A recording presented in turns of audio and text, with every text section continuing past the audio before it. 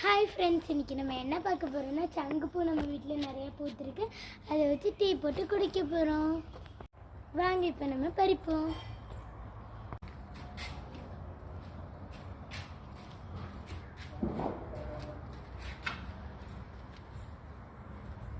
எவ்வளோ நிறைய பூத்துருக்கு பாருங்க.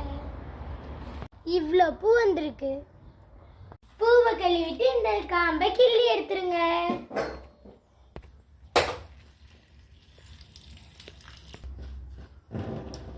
இப்படிதான் காம்பை கிள்ளணும். கிளாஸ் தண்ணி ஊத்துங்க.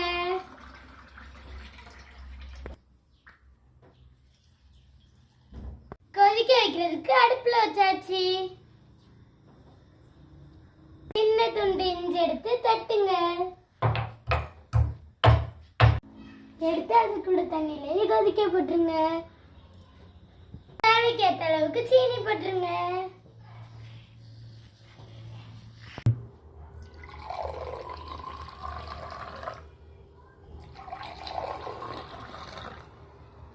சங்குப்பூ டீ ரெடி.